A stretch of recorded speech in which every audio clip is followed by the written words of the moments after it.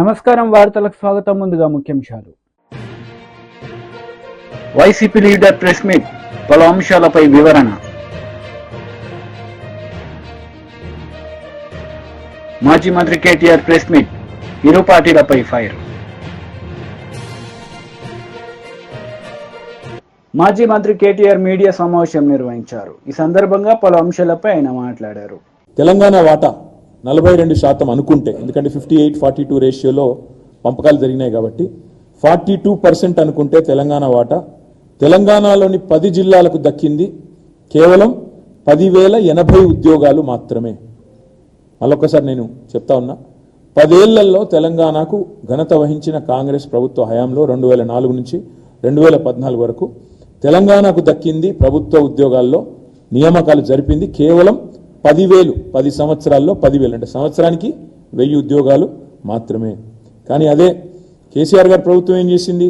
ఇవాళ కొంతమంది మిత్రులు మాట్లాడుతుంటారు, కేసీఆర్ గారు ఉద్యోగ నియామకాలే చేయలేదు, అసలు జరగనే లేదు, ఏమీ కానేలేదు అని మాట్లాడుతూ ఉంటారు. కేసీఆర్ ప్రభుత్వం చేసింది ఏంది అంటే, కేసీఆర్ ప్రభుత్వం చేసింది ఇది. ఏం చేసింది? పరిపాలనా అనుమతులు. కేసీఆర్ గారి ప్రభుత్వ హయాంలో అడ్మినిస్ట్రేటివ్ శాంక్షన్, కొత్త ఉద్యోగాల భర్తీకి ప్రభుత్వంలో మేము ఇచ్చింది మొత్తం అనుమతి 2,32,308 ఉద్యోగాలు. నేను ఈ పేపర్లన్నీ మీకు ఇస్తాను, మీరు అందరూ కూడా చూసుకోవచ్చు, తర్వాత సవివరంగా చూసుకోవచ్చు. 2,32,308 ఉద్యోగాలు పరిపాలన అనుమతులు ఇవ్వడం జరిగింది. అందులో ఈ 2,32,308 ఉద్యోగాలకు గాను నోటిఫికేషన్ జారీ చేసింది 2,02,735 ఉద్యోగాలకు నోటిఫికేషన్ జారీ చేయడం జరిగింది. ఇందులో నేను ఒకసారి డీటెయిల్గా లిస్ట్ కూడా చెప్తాను. ఇందులో Telangana state public service commission ద్వారా అనుమతి ఇచ్చింది 60,918, నోటిఫికేషన్ జారీ చేసింది 54,015 ఉద్యోగాలు, భర్తీ చేసింది 35,250 ఉద్యోగాలు, ఇంకా ఒక 18,765 ఉద్యోగాలు ప్రక్రియలో కొనసాగుతూ ఉన్నాయి. పోలీస్ రిక్రూట్మెంట్ బోర్డు ద్వారా 50,425 ఉద్యోగాలకు అనుమతి ఇస్తే, నోటిఫికేషన్ 48,247 ఉద్యోగాలకు జారీ చేస్తే 47,068 ఉద్యోగాలు భర్తీ చేసినాము. 1,179 ఇంకా భర్తీ దశలో ఉన్నాయి. గురుకుల రిక్రూట్మెంట్ బోర్డు ద్వారా 17,631. కొంతమంది మిత్రులు మాట్లాడతారు, అసలు టీచర్ ఉద్యోగాల భర్తీ జరగలేదు తెలంగాణలో అని. గురుకుల రిక్రూట్మెంట్ బోర్డు ద్వారా 17,631 ఉద్యోగాలకు అనుమతి ఇస్తే 12,904 ఉద్యోగాలు భర్తీ చేసినాం. 3,694 భర్తీ దశలో ఉన్నాయి, భర్తీ చేసిన ఉన్నాయి. 9,210 భర్తీ దశలో ఉన్నాయి.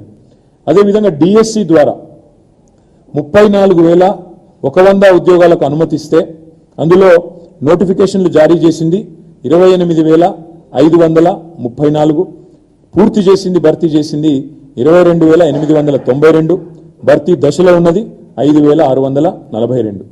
మెడికల్ రిక్రూట్మెంట్ బోర్డు ద్వారా 14,283 ఉద్యోగాలకు అనుమతిస్తే 9,684 ఉద్యోగాలు నోటిఫికేషన్ జారీ చేసినాం. భర్తీ చేసింది 2,047, 7,637 భర్తీ దశలో ఉన్నాయి.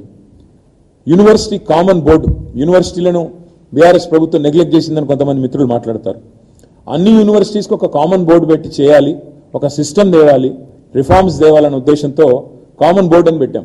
దురదృష్టం ఏంటంటే యూనివర్సిటీ కామన్ బోర్డుకు మోకాలడ్డం పెట్టింది గవర్నర్ గారు. బిల్లుకు మోకాలు అడ్డు పెట్టి టీడీపీ లీడర్ మీడియా సమావేశం నిర్వహించారు. ఈ సందర్భంగా పలు అంశాలపై ఆయన మాట్లాడారు.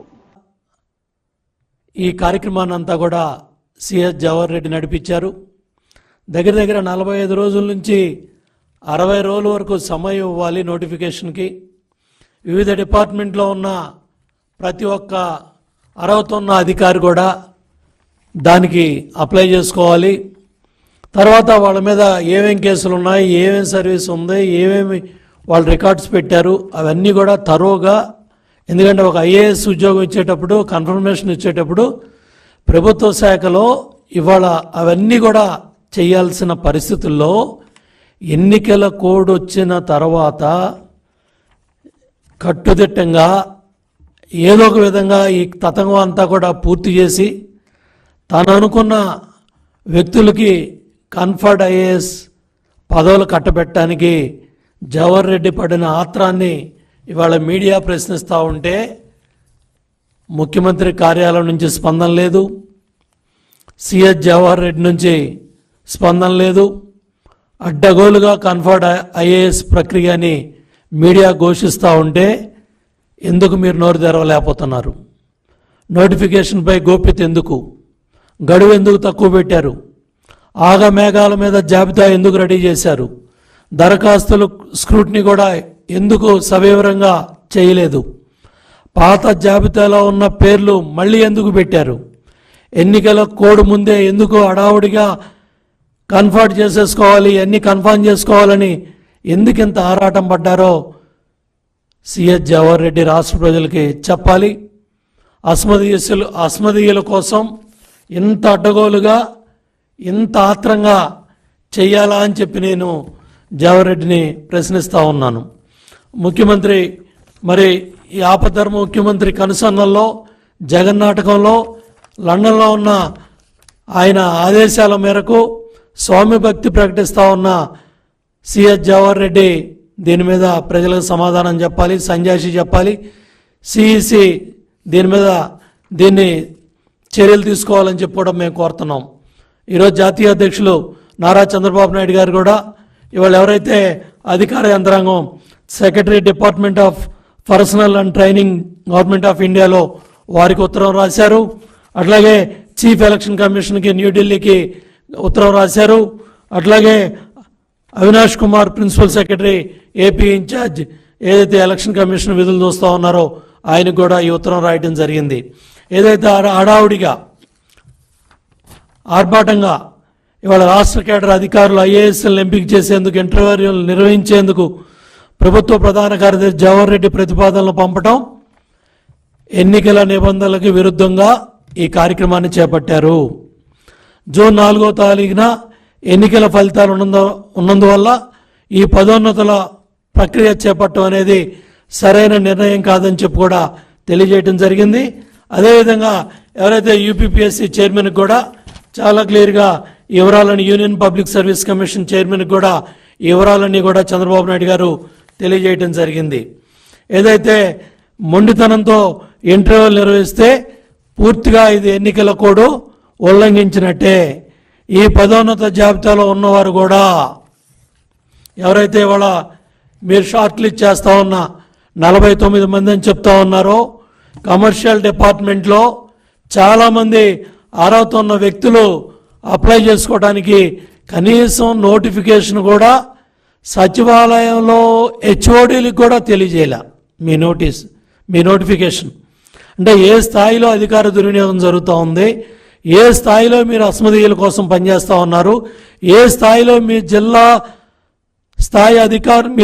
అధికారుల్ని మీ అస్మదీయుల్ని మీ బంధుగణాన్ని మీకు సంబంధించిన వ్యక్తుల్ని తెచ్చుకోవడానికి మీరు ధనంజయ రెడ్డి జవహర్ రెడ్డి ఎంత ఆరాట పడతా ఉన్నారో ఈ వాస్తవాలన్నీ కూడా ఇవాళ మీడియా ద్వారా బయటకు వచ్చాయి. మీరు ఎవరైతే ఇవాళ షార్ట్లు ఇచ్చే 49 మంది వచ్చారని చెప్తున్నారో ఆ 49 మందిలో మీకు కావాల్సిన వాళ్ళని మీ అస్మదీయుల్ని మీ జిల్లా వ్యక్తులకు మెజార్టీ నెంబర్ ఇచ్చి దగ్గర 10 మందిని ఎంపిక చేశారు. అతి తక్కువ సమయంలో ఎటువంటి నిబంధనలు కూడా పాటించకుండా, ఎటువంటి ఎన్నికల నిబంధనలు ఏ లెక్క పెట్టే పనే లేకుండా అడ్డగోలుగా ఈ 10 మందిలో 5 మంది మీ సొంత జిల్లా, మీ సామాజిక వర్గానికి సంబంధించిన వాళ్ళని, మీ జిల్లాకు సంబంధించిన వాళ్ళని 10 మందిలో 5 ఉన్నారు. 49 మందిలో 10 మందిని ఏరారు. ఆ 10 మందిలో మీకు కావాల్సిన 2 వ్యక్తులు ఎవరైతే గడికోట మాధురి స్టేట్ ఆడిట్ డిపార్ట్మెంట్లో అధికారి, డీడీ స్థాయిలో 8 సంవత్సరాల సర్వీస్ పూర్తి చేయాలని రూల్స్ ఉన్నప్పటికీ కూడా కేవలం డీడీ క్యాడర్లో 2 సంవత్సరాల అర్హత ఉన్నప్పటికీ కూడా టీడీపీ పోలిట్ బ్యూరో సభ్యులు వర్లరామయ్య మీడియా సమావేశం నిర్వహించారు. ఈ సందర్భంగా సీఎం జగన్ రెడ్డిపై మండిపడ్డారు. మీ దగ్గర లేదా? ఉంటే ఆ రోజునే వచ్చింది కదా, లోకమంతా కోడే కూర్చుంది. ఆ రోజున మీ గౌరవ పిన్నెల్లి రామకృష్ణారెడ్డి గారు మంది మార్పడంతో ఆ బూత్లోకి వెళ్ళటం, ఆ బూత్లో ఉన్న పిఓస్ అధికారులందరూ కూడా లేచి నిలబడి ఆయన్ని స్వాగతించటం నమస్కారాలతోటి, ఈయన సరాసరి అక్కడికి వెళ్ళటం, దాన్ని బద్దలు కొట్టడం, అవన్నీ కూడా వీవీప్యాట్స్ అన్ని బయటపడటం. వీవీప్యాట్ చూశాడు ఆయన, 6 వైసీపీ 22 టీడీపీ, గంగవెర్రులు ఎత్తాడు ఆయన. ఈ బూత్లోనే ఈ రకంగా టీడీపీకి ఇంత మెజార్టీ ఉంటే నా బతుకు అవుట్, నేను ఓడిపోతున్నానని ఏదో అసలే కోతి కళ్ళు తాగింది, నిప్పు తొక్కింది, ఇంకెట్లా ఉంటుంది ఆ కోతి పరిస్థితి? అదే ఆ రోజున మిస్టర్ పిన్నెల్లి పరిస్థితి. బద్దలు కొట్టాడు, బయటపడింది, మెజారిటీ టీడీపీకి వస్తుంది. ఏది అబ్సల్యూట్ మెజారిటీ టీడీపీ కనపడుతుంది. ఏమి చేయాలో అర్థం వల్ల కనిపించిన టీడీపీ వాళ్ళందరినీ కొట్టుకుంటూ వెళ్ళిపోయాడు. మా శేషగారి ఏజెంట్గా ఉంటే అతన్ని ఇష్టం వచ్చినట్టుగా కొట్టాడు, బయటకు వచ్చినంత వీడిని వేసేయండి అని చెప్పాడు, వాళ్ళందరూ ఇష్టం వచ్చినట్టుగా కొట్టాడు. అది అటెంప్ట్ మర్డర్ కాదా? అక్కడ ఉన్న పోలీసులు ఏం చేశారండి? గాడుదులుగా, సారీ అతను ఏం చేశారండి? 2 పోలీసులు వేస్తే వాళ్ళు పట్టుకోవద్దండి ఇతన్ని, పట్టుకొని బంధించి పెడరెక్కలు విరిచి కట్టి, తాడుతో కట్టి, లేకుంటే హ్యాండ్ కప్ ఉంటే హ్యాండ్ కప్ వేసి అతను పోలీస్ స్టేషన్కి తీసుకెళ్ళొద్దండి. దగ్గరుండి కారు ఎక్కించి పంపిస్తారా? అది మీ పోలీసులు, నువ్వు నియమించిన పోలీసులు, నీ తాబేదారులుగా పనిచేసిన పోలీసులు. చంద్రబాబు గారికి సంబంధం అండి? ఈ రోజున నీ గత ఏంటి? పరారిలో ఉన్న పోలీస్ అంటే తడుపుకుంటున్నావు నువ్వు. నీ పేరు చెబితే పోలీసులు కూడా ఆ రోజు తడుపుకున్నారు.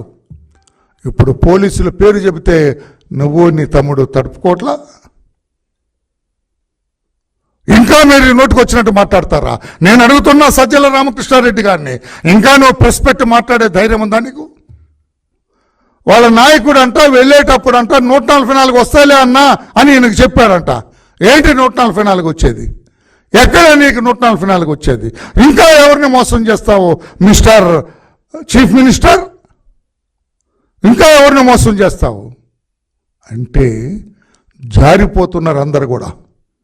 కొన్ని చోట్ల తమ్ముడు నవ్వుతున్నావు, కొన్ని చోట్ల ఏజెంట్గా ఉండటానికి రావటం లేదు కౌంటింగ్కి, తెలుసా మీకు? అది నేను చెబుతాను. ఆ విలేజ్ కూడా, ఆ విలేజ్లో నేను ఆ సెంటర్లో నేను కౌంటింగ్ ఏజెంట్గా వెళ్ళను. ఎందుకు ఈ పరిస్థితి మీకు ఎందుకు వచ్చింది? అన్ని రోజులు ఒకలాగా ఉంటాయనుకున్నావు, లేదు. ప్రజలు తిరగబడిన రోజున ఒక నిశ్శబ్ద విప్లవం మీకు తెలియకుండా భగ్గుమని మండింది. ఆ రోజున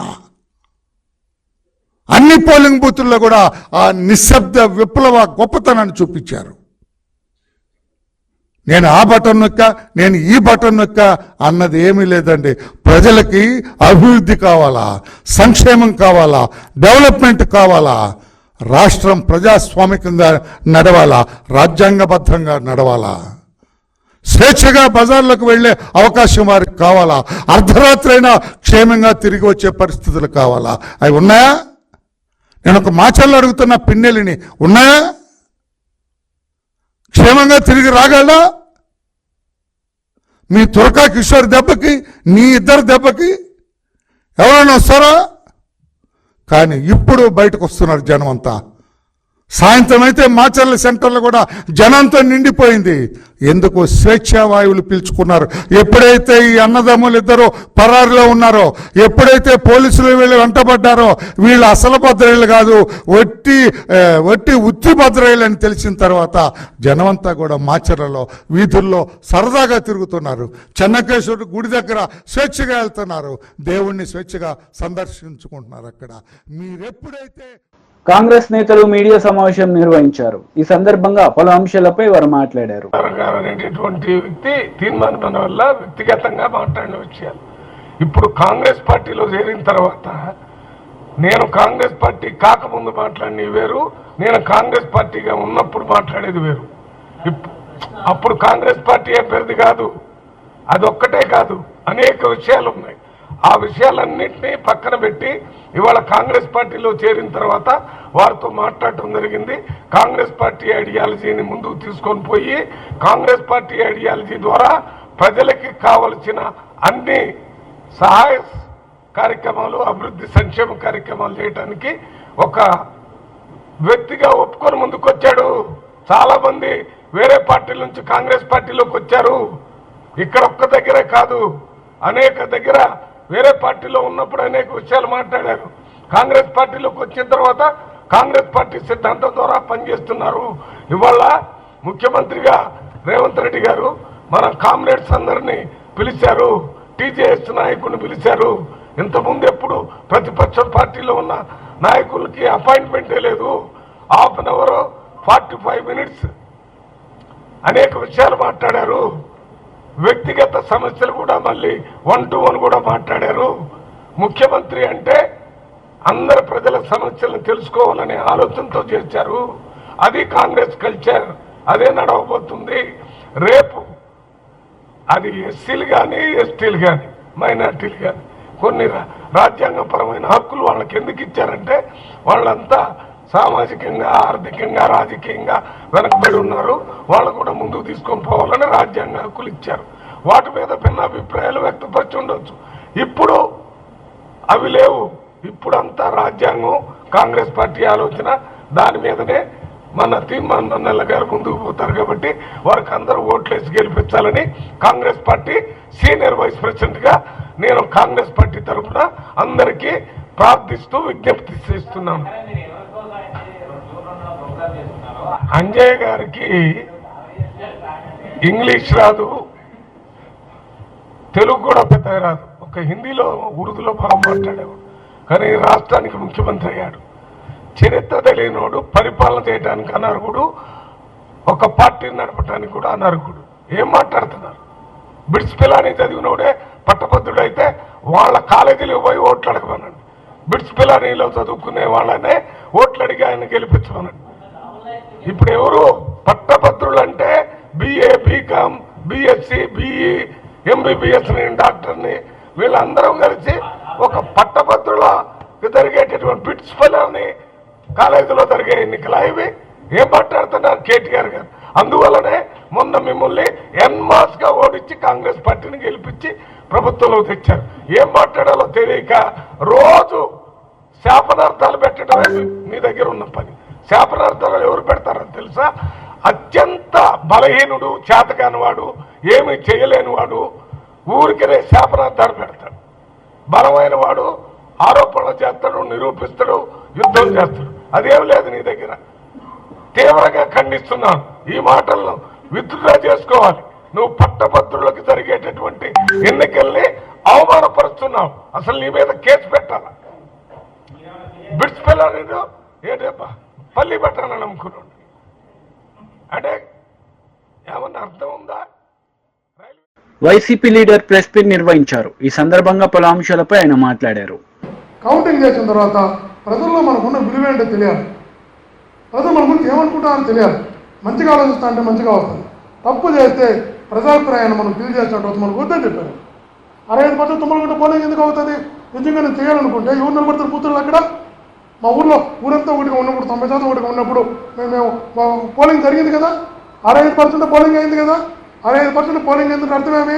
నేనే చెప్పాను క్లియర్గా. రేపు మనకు వద్దు. మన మీద ప్రజల్లో ఉన్న అభిప్రాయం ఏంటో తెలియాలి అంటే మనం తప్పు చేయకూడదు. ఒక ఓటు కూడా మనం తప్పుగా మనకు వేయించకూడదు.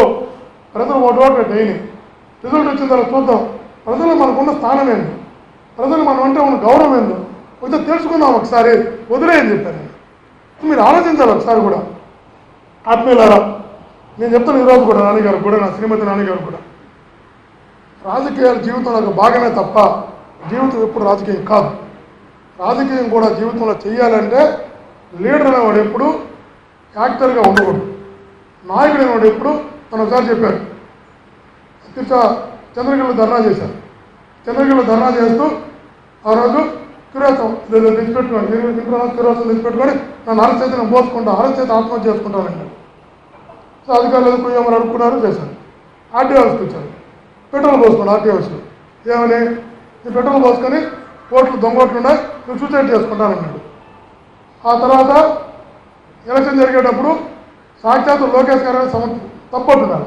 లోకేష్ గారి సమక్షంలో నాకు కానీ ఓటు వేయకపోతే 4 తర్వాత నా శవం చూస్తానన్నట్టు మాట్లాడాడు, నేను చచ్చిపోతానన్నట్టు మాట్లాడాడు.